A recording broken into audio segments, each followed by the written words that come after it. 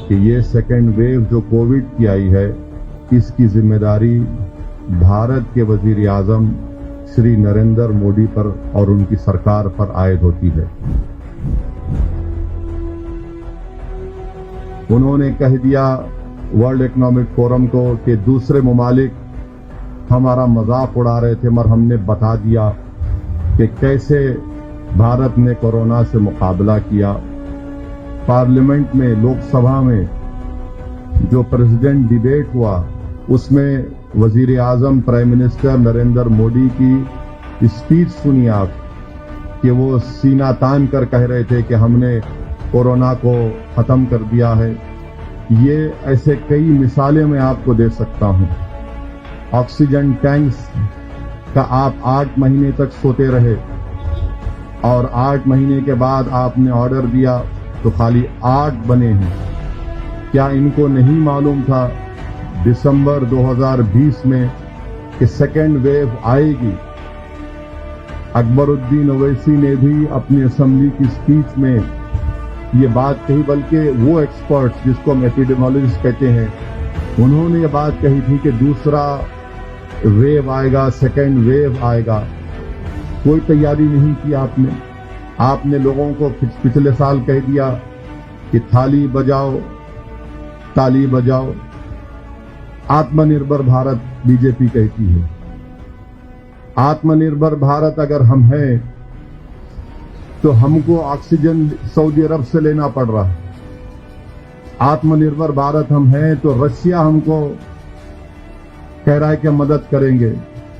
दुनिया के मुमालिक हमसे कह रहे हैं हम देंगे। कौन सा आत्मनिर्भर भारत की बात कर रहे हैं आप?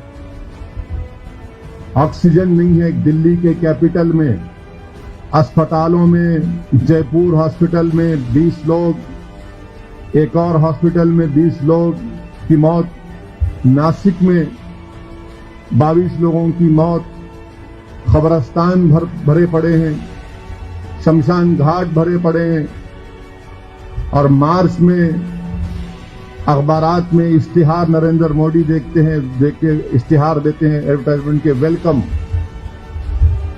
इनके बीजेपी रूल के चीफ मिनिस्टर, आसाम का हेल्थ मिनिस्टर हेमंत बिस्व शर्मा बोलता है कि मास्क पहनने की जरूरत नहीं है।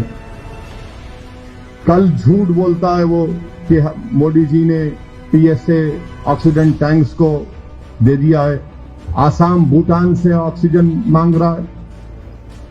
उत्तराखंड का चीफ मिनिस्टर जो फटी हुई जीन्स के माहिर हैं,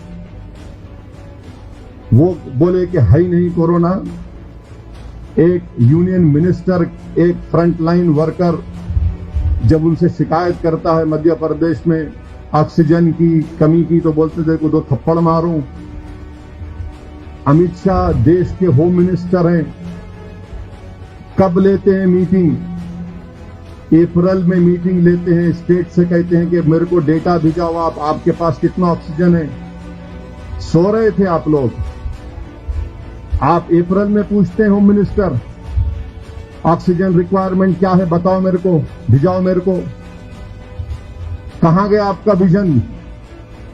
ये पूरा मैन मेड डिजास्टर है ये, और इसकी जिम्मेदारी बीजेपी सरकार पर आयद होती है। लोग यकीनन कोरोना से मर रहे हैं, मगर लोगों की सबसे ज्यादा मरने की वजह ये सरकार तैयार नहीं थी। ऑक्सीजन नहीं मिल रहा है, लोग मर रहे हैं। जितने वेंटिलेटर आपने पीएम केयर्स फंड में ऑर्डर किए, कितने वर्किंग कंडीशन में बताइए? मैं चैलेंज कर रहा हूं बीजेपी को। क्या इंडिया के कैपिटल में लोग ऑक्सीजन नहीं मिलने पर मरेंगे? ये इंसानियत है? कहां गया नरेंद्र मोदी की आंखों में आंसू क्यों नहीं आते हैं? डिमोनेटाइजेशन किया तो आंसू आ गए, अब लोग मर रहे हैं। कौन सी चीज भारत के वजीर आजम को और उनकी कैबिनेट को मूव करेगी?